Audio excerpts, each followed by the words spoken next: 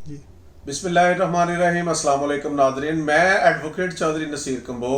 अपने YouTube channel advocate Naseer Kamboh official के साथ हाजिर खिदमत हैं। नादरीन, आज हम जो टॉपिक आपके सामने ज़ेरे बहस ला रहे हैं उस टॉपिक की बहुत गूंज है, और वो टॉपिक ये है कि मियां मोहम्मद नवाज शरीफ जो कि पाकिस्तान के साबका 3 टाइम प्राइम मिनिस्टर रहे हैं, उन्होंने पाकिस्तान वापसी का 21 अक्टूबर को पाकिस्तान वापसी का ऐलान कर दिया है। और उनके भाई मियां मोहम्मद नवाज शरीफ के भाई एक्स प्राइम मिनिस्टर मियां मोहम्मद शहबाज शरीफ ने लंदन में एक पुरहजूम कॉन्फ्रेंस में जो था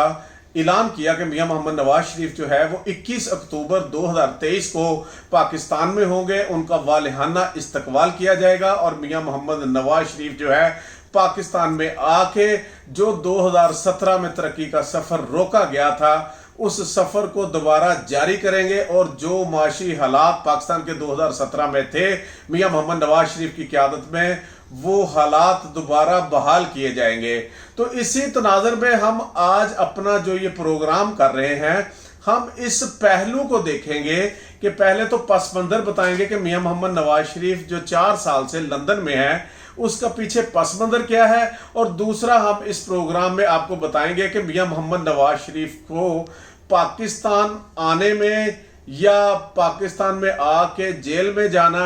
या पाकिस्तान में आके पार्लिमानी सियासत में वापस आना, ये वो हर्डल्स हैं जो मियां मोहम्मद नवाज शरीफ को, ये बैरियर हैं जो कि क्रॉस करने पड़ेंगे। और उसमें हम कोशिश करेंगे कि आपके साथ ये जो कानूनी पोजीशन है हम इसको डिस्कस करें कि किस तरह जो है वो मियां मोहम्मद नवाज शरीफ साहब जो है इन हर्डल से निकल सकते हैं और पाकिस्तान में भी आ सकते हैं और अपने आप को रिहाई भी दिलवा सकते हैं, और वो पाकिस्तान की सियासत में दोबारा आके चौथी दफ़ा पाकिस्तान के वज़ीर आज़म भी बन सकते हैं। सबसे पहले तो ये है कि पाकिस्तान में पानामा स्कैंडल को बेस बनाकर पाकिस्तान में कोई 470 लोग थे जिनके पानामा में नाम थे। उस पनामा स्कैंडल को बेस बनाकर मियां मोहम्मद नवाज शरीफ के खिलाफ जो है इमरान खान और दीगर लोगों, शेख रशीद अहमद और जो है जमात इस्लामी के अमीर सराजुल हक और दीगर लोगों ने पटिशनें फाइल कर दी सुप्रीम कोर्ट ऑफ पाकिस्तान में कि इस पनामा स्कैंडल का जो है वो इसकी तफ्तीश की जाए। और इस पटिशनों को जो था सुप्रीम कोर्ट ने सुनना शुरू कर दिया, उनको मेंटेनेबल करार दे दिया, और इस पटिशन को सुनते हुए सुप्रीम कोर्ट ने जो था उस पे जो है वो JIT तश्कील दे दी। JIT तश्कील दे के उस पे जो है उस पनामा स्कैंडल पे मियां मोहम्मद नवाज शरीफ के खिलाफ पटिशनें जो थी उस पे जो है JIT से रिपोर्ट ले ली, तफ्तीश करवा ली, और उसके बाद मियां मोहम्मद नवाज शरीफ को अपने बेटे से तनख्वाह ना लेने पर, जो कि वो तनख्वाह उन्होंने वसूल भी नहीं की थी, उसकी बना पे उनको पाकिस्तान की सियासत में ताहयात नाअहल कर दिया। और उसको ताहयात नाअहल करने के लिए जो था वो डिक्शनरी, लीगल डिक्शनरी जो थी उसका जो है वो सहारा लिया गया, और ये कहा गया कि आइन में जो है वो नाअहली की मुद्दत नहीं लिखी गई। तो हम इसकी तशरीह करते हैं, ये नाअहली ताहयात नाअहली तसव्वुर होगी। उसके बाद जो था पनामा स्कैंडल में मियां मोहम्मद नवाज शरीफ की हद तक जो था इन्होंने तफ्तीश करवा के JIT बना के मियां मोहम्मद नवाज शरीफ पे इन्होंने 3 रेफरेंसेस जो थे वो कायम किए। एक था एवन फील्ड रेफरेंस जो कि मियां साहब के लंदन में फ्लैट है उनकी बाबत, दूसरा जो था फ्लैगशिप रेफरेंस, और तीसरा जो था एक फ्लैगशिप रेफरेंस, और तीसरा था अल अजीजिया एंड हल मेटल रेफरेंस। अच्छा, अब इन तीनों रेफरेंसेस में जो था सुप्रीम कोर्ट ने ट्रायल कोर्ट पे अपनी निगरानी रख ली, और मिस्टर जस्टिस एजाजुल एहसन साहब जो थे वो बतौर निगरान जज तैनात हो गए, और इसकी डायरेक्शन दे दी गई कि इन ट्रायल का फैसला जो है वो 6 महीनों में किया जाए। अच्छा, अब वो ट्रायल जो थे वो डे बाय डे जो चल रहे थे, डेली उनकी पेशियां पड़ रही थी, हत्ता कि मियां मोहम्मद नवाज शरीफ जो थे वो अपनी बीवी का, बीमार जो थी, कैंसर की मरीजा थी, उनका पता लेने के लिए लंदन गए हुए थे, और उनको और उनकी बेटी को जो था वहां पे ही पता चला कि उनको जो है वो इवन फील्ड रेफरेंस जो था उसमें सजा 10 साल सजा सुना दी गई है। मरियम बीबी को 7 साल सजा और मियां मोहम्मद नवाज शरीफ को 10 साल सजा और कैप्टन सफ्दर को 1 साल की सजा सुनाई गई। लेकिन इसके बावजूद जो है मियां मोहम्मद नवाज शरीफ और उसकी बेटी वापस आए और सीधे जेल गए। उसके बाद जो था जो अल अजीजिया एंड हल मेटल रेफरेंस था وہ ریفرنس بھی چلا اور اس میں بھی میاں محمد نواز شریف کو 7 سال کی سزا جو تھی وہ سنا دی گئی، اور اسی طرح جو تھا فلیگ شپ ریفرنس جو تھا اس میں میاں محمد نواز شریف کو بری کر دیا گیا۔ اچھا، اب ان 2 ریفرنسز میں میاں محمد نواز شریف کو جو سزائیں سنائی گئی تھی ان میں جو تھا ایون فیلڈ ریفرنس جو تھا اس میں میاں محمد نواز شریف کی جو ہے وہ اسلام آباد ہائی کورٹ نے میرٹ پہ ضمانت منظور کرتے ہوئے اس میاں محمد نواز شریف کی سزا کو سسپینڈ کرتے ہوئے ضمانت پر رہا فرما دیا، جبکہ جو ریفرنس تھا فلیگ شپ جو العزیزیہ اینڈ ہل میٹل ریفرنس تھا اس ریفرنس میں میاں محمد نواز شریف کو میڈیکل گراؤنڈ پہ جو تھا ضمانت دی گئی، اور میڈیکل گراؤنڈ پہ 8 ہفتوں کی ضمانت دی گئی، اور اس کے بعد میاں محمد نواز شریف کو 2019 میں عمران خان کی گورنمنٹ میں جو تھا ہیلتھ بیسس پہ کی ضمانت دے کے باہر لندن بھیج دیا گیا، اور اس وقت سے لے کے اب تک میاں محمد نواز شریف جو ہیں وہ لندن میں ہیں پچھلے 4 سال سے۔ اب میاں صاحب واپس آ رہے ہیں، اب جب میاں صاحب واپس آ رہے ہیں تو ان کو پاکستان میں آنے کے لیے اور پارلیمانی سیاست میں آنے کے لیے کیا کیا ہرڈلز ہیں۔ اب 2 تو میاں صاحب کے خلاف ایون فیلڈ ریفرنس جو ہے وہ اس میں میاں صاحب کی ضمانت جو تھی عدالت نے عدم پیروی ان کی اپیل جو تھی عدم پیروی خارج کر دی، اور مریم نواز شریف صاحبہ اور کیپٹن صفدر کو ان میں بری کر دیا گیا، لیکن اس میں عدالت نے ایمکس کیورے کے طور پہ سینئر وکلاء کو مقرر کر کے اس پہ اوپینین لی، تو اس پہ یہی آرڈر فرمایا کہ جب میاں محمد نواز شریف واپس آئیں گے تو وہ اپنی اپیل دائر کر سکتے ہیں۔ اسی طرح جو ریفرنس العزیزیہ اینڈ ہل میٹل ہے وہ ریفرنس جو ہے وہ اس کی اپیل جو ہے وہ ابھی پینڈنگ ہے، اس کا فیصلہ نہیں ہوا۔ اس میں میاں محمد نواز شریف جو تھے ان کو جو ہے وہ اب جو ہے وہ پروکلیمڈ افینڈر ڈکلیئر کیا ہوا ہے، کیونکہ وہ 8 ہفتے کی ضمانت پہ تھے۔ تو اسی طرح جو میاں محمد نواز شریف کی جو ایون فیلڈ ریفرنس میں بھی اپیل خارج ہوئی ہے، اور اسی طرح جو ہے وہ فلیگ شپ ریفرنس میں میاں صاحب بری ہوئے ہیں، اور العزیزیہ اینڈ ہل میٹل میں میاں صاحب کو 7 سال سزا ہے، اور اسی طرح توشہ خانہ کیس میں بھی جب میاں صاحب لندن تشریف لے گئے تھے اس کے بعد میاں صاحب کو اشتہاری قرار دے دیا گیا ہے۔ یہ تو ہے میاں صاحب کے خلاف کیسز اور ان کیسز کی نوعیت۔ اس کے بعد میاں محمد نواز شریف کو پاناما سکینڈل میں تا حیات نااہل کر دیا گیا تھا، اور اس میں میاں محمد نواز شریف کی جو ریویو پٹیشن تھی وہ بھی خارج کر دی گئی تھی۔ اب میاں محمد نواز شریف کو پاکستان آنے سے پہلے کیا کرنا چاہیے قانونی طور پہ کہ وہ اریسٹ نہ ہو، یا وہ آئیں تو اپنے کیسز کو کیسے فیس کریں اس میں، کیونکہ ایون فیلڈ ریفرنس میں میاں صاحب کی ضمانت ہے، اور اب میاں صاحب کی ضمانت تو تھی لیکن اب وہ اپیل ڈیسائیڈ ہو گئی ہے، تو اب انڈرسٹوڈ بات ہے کہ میاں محمد نواز شریف کو وہ اپیل دائر کرنے کے لیے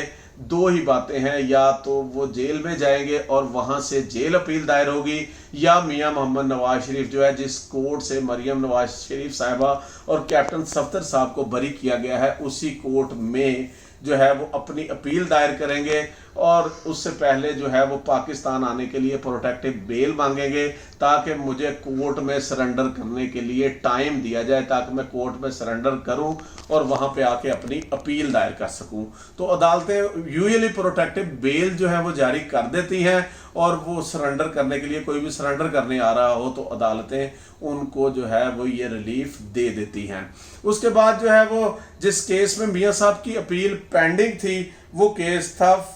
عزیزیہ اینڈ ہل میٹل۔ اس میں کیونکہ میاں صاحب میڈیکل گراؤنڈ پہ گئے تھے وہ اپیل پینڈنگ ہے، اس کیس میں بھی اگرچہ وہ بیل ہوئی ہے، اگرچہ وہ میڈیکل گراؤنڈ پہ ہے، تو اس پہ میاں صاحب جو ہے وہ آ کے اس میں بھی 2 ہی راستے ہیں، یا میاں صاحب آ کے سرنڈر کریں گے، اریسٹ ہوگی، یا میاں صاحب اس میں بھی پروٹیکٹیو بیل مانگیں گے، اور پروٹیکٹیو بیل میں پھر میاں صاحب دونوں کیسز کو فیس کریں گے۔ اسی طرح توشہ خانہ کیس جو ہے اس میں بھی میاں صاحب کو پروکلیمڈ افینڈر ڈکلیئر کیا گیا ہے، اس میں اتنا ایشو نہیں ہے، وہ کیس ریگولر ہونا ہے، تو اس کیس میں میاں صاحب جو ہے وہ آ کے پروٹیکٹیو بیل لیں گے، اور بیل لے کے ان نان بیلیبل وارنٹ یا اشتہاری پروسیڈنگ جو ہے اس کو سیٹ اسائڈ کروانے کے لیے پٹیشن فائل کریں گے، وہ یوزلی سیٹ اسائڈ ہو جاتی ہوتی ہیں۔ ایون فیلڈ میں اگرچہ میاں صاحب کی